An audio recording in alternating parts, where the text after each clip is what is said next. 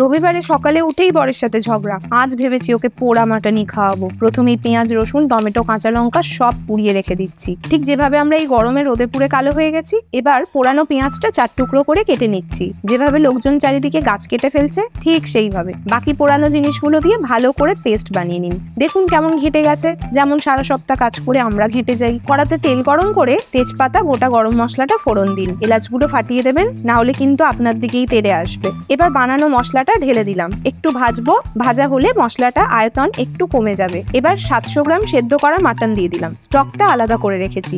সাথে 1/4 টিস্পুন হলুদ, 1 টিস্পুন লঙ্কা গুঁড়ো, 1/2 টিস্পুন জিরে এবং 1 টিস্পুন ধনে গুঁড়ো দিয়ে একটু কষিয়ে দিন। সেদ্ধ করা মাটনের স্টকটা এবার দিয়ে একটু ফুটিয়ে নামিয়ে নিচ্ছি। কিন্তু এটা তো খেতে ভালো হয়ে গেছে, এমনটা তো কথা ছিল না। আপনারা অন্তত চ্যানেলটা সাবস্ক্রাইব করে দিয়ে যান।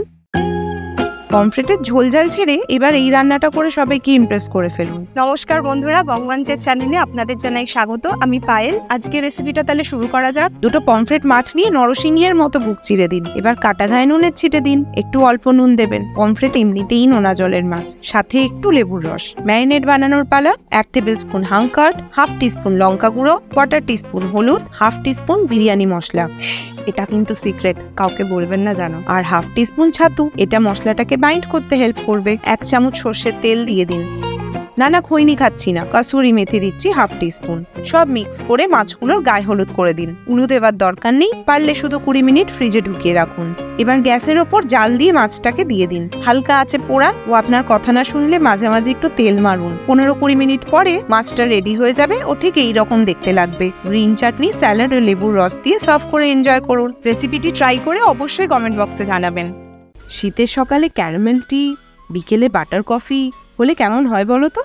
এত আনন্দ দেবে তুমি আমাকে? হ্যাঁ গো হ্যাঁ। প্রথমে চা করার জন্য একটা সসপ্যান বসিয়ে 2 টিস্পুন চিনি দেবো। প্রথমেই চিনি দিচ্ছি দেখে অবাক হবেন না, সাথে 1 চামচ জল। এবার চিনিটাকে ক্যারামেলাইজ করতে হবে, অর্থাৎ চিনি গলে গিয়ে একটা সুন্দর গোল্ডেন কালার আসা পর্যন্ত এটাকে রান্না করুন। ও বউ, এ তো পুরো তোমার সোনালি রূপের মতো।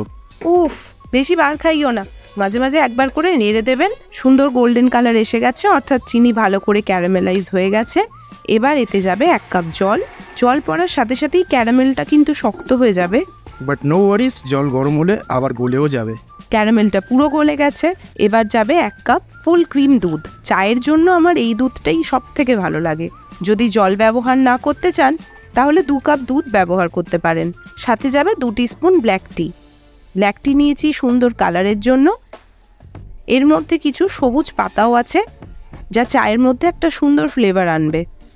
চা ফুটে উঠেছে। এই রকম ক্যারামেল কালার এলেই গরম গরম ছেঁকে সার্ভ করে দিন নিজের চা হ্যাংলা বরদের। সব তো ঠিক আছে, কিন্তু তোমার গলাটা এরকম শোনাচ্ছে কেন? ওই যে কাল মায়ের বাড়ি গিয়ে কাঁকড়া খেয়ে ফেলেছি। তোমার না অ্যালার্জি কাঁকড়ায়? লোভ সামলাতে পারি না, ওষুধ খেয়ে নিয়েছি।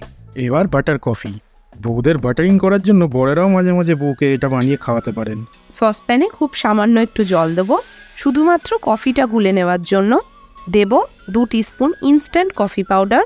ভালো করে গুলে গেলেই যাবে 1 টেবিল স্পুন মাখন। সল্টেড, আনসল্টেড যা আপনার পছন্দ, তবে একটু নোনতা হলে কিন্তু বেশ ভালোই লাগে। হাত চালিয়ে ভালো করে মাখনটা মিশিয়ে নিন। মাখন কফির মিক্সচারটা রেডি হলেই দিয়ে দেবো 2 কাপ দুধ, সাথে 2 টেবিল স্পুন চিনি, বা আপনার স্বাদ মতোও দিতে পারেন। চিনি গলে গিয়ে দুধটা গরম হলেই butter coffee ready.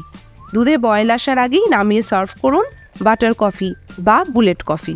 Bullet coffee নাম শুনে তো ভয় করছে, খাবো কি করে? গুলিগালা চলবে না, খেতে পারো নিশ্চিন্তে। টাটা।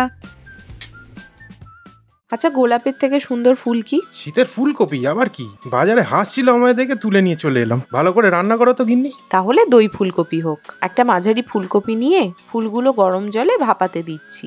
1 মিনিট পরেই জল ঝারিয়ে তুলে নিচ্ছি। একটা ম্যারিনেট বানাবো। দেবো 1 বড় চামচ দই, 1/2 টিস্পুন রসুন বাটা, 1/2 টিস্পুন আদা বাটা, 1 চিমটে হলুদ, 1 চামচ কাশ্মীরি লঙ্কা গুঁড়ো ও 1/2 চামচ নুন। ভালো করে মশলাটা ফুলকপির গায়ে মাখিয়ে নেব। কড়াই 2 টেবিল স্পুন সাদা তেল গরম করতে দিলাম। ফুলকপির কয়েকটা টুকরো দিয়ে ভাজবো। অল্প অল্প করে ব্যাচ করে ভাজুন, সব একসাথে তেলে দিয়ে দেবেন না। ভাজা তেলে আঁচ কমিয়ে 2টো তেজপাতা, 4টে ছোট এলাচ, 1/2 টিস্পুন জিরে, 1 টুকরো দারচিনি ফোড়নে দিলাম। তেলটা পাল্টালে না, ওই তেলেই দিয়ে দিলে? এই তেলে অনেক ফ্লেভার্স আছে, চাইলে আপনারা তেল পাল্টে নিতে পারেন। দুটো ছোট পেঁয়াজ দিলাম, টুকরো করে কাটা। পেঁয়াজটা ভেজে নেব, বাদামি রং ধরলেই 1 চামচ করে রসুন বাটা ও আদা বাটা দিয়ে দেবো। মশলাটা ভেজে একদম কম আছে 2 টেবিল স্পুন ফ্যাটানো টক দই দিলাম, সাথে একটু জল। তাড়াতাড়ি হাত চালিয়ে মিক্স করবেন দইটা। গ্রেভি ফুটে উঠলেই 1 টিস্পুন লঙ্কা গুঁড়ো, 1/2 টিস্পুন হলুদ গুঁড়ো ও 1 টিস্পুন জিরে গুঁড়ো দিয়ে কষাবো। কষাকষি হয়ে তেল ছাড়লে আন্দাজ মতো নুন দিন, সাথে 1 চামচ চিনি। এবার কপিগুলো ঢেলে দিন মশলার মধ্যে, সাথে সুন্দর শীতের কড়াইশুঁটি 2 টেবিল স্পুন মতো আছে। ফুলকপিটা কষিয়ে নিন ভালো মতো, অল্প জল দিন। কপি সেদ্ধ হয়ে গ্রেভি ঘন হয়ে গেলেই রান্না রেডি হয়ে যাবে। টাটা। হাউসওয়াইফরা চাকরি করেন না বলে যাদের সমস্যা, এই কালোজাম বানিয়ে তাদের একটু খাওয়ান তো। যদি একটু মিষ্টি কথা বেরোয় মুখ থেকে, 200 গ্রাম সফট খোয়া ক্ষীর, 1 চামচ গোলাপ জল দিয়ে হাতের তালু দিয়ে চেপে চেপে মাখুন। 2 চামচ ময়দা, 2 চামচ ছানা, 1 চামচ চিনি, 1/2 টেবিল স্পুন সুজি ও 1/2 টেবিল স্পুন কর্নফ্লাওয়ার, 1 চিমটে বেকিং সোডা দিয়ে একসাথে মিশিয়ে মেখে নিন। যেভাবে পুরো পরিবারটাকে একসাথে কায়দা করে বেঁধে রেখেছেন ঠিক সেইভাবে। মাখাটা বেশি শক্ত মনে হলে কয়েক চামচ দুধ মিশিয়ে নরম করে নিতে হবে। এবার ওই মাখা থেকে কিছুটা আলাদা করে নিয়ে পছন্দ মতো ড্রাই ফ্রুটস মেশান, কম করে দেবেন। এইভাবেই তো টাকা বাঁচিয়ে আপনি প্রয়োজনীয় জায়গায় তা খরচ করবেন। ছোট ছোট বল বানিয়ে নিন ও বাকি ডো থেকে কিছুটা কেটে নিয়ে বাটির মতো আকার দিয়ে বলগুলোকে ঢুকিয়ে একটা ক্র্যাক ফ্রি বড় বল বানান। হালকা আছে কালোজামের রং আসা পর্যন্ত ভেজে নিশ্চিন্তে রসে ডুবিয়ে দিন 3 থেকে 4 ঘন্টা। আপনি বাড়িতে থাকেন বলে বাকিরা যেমন নিশ্চিন্তে চাকরিতে বেরোতে পারে। রসটা বানানো হয়েছে 2 কাপ চিনি, 1 কাপ জল ও এলাচ দানা দিয়ে। সামান্য ফুড কালার আছে, বাট সেটাও অপশনাল।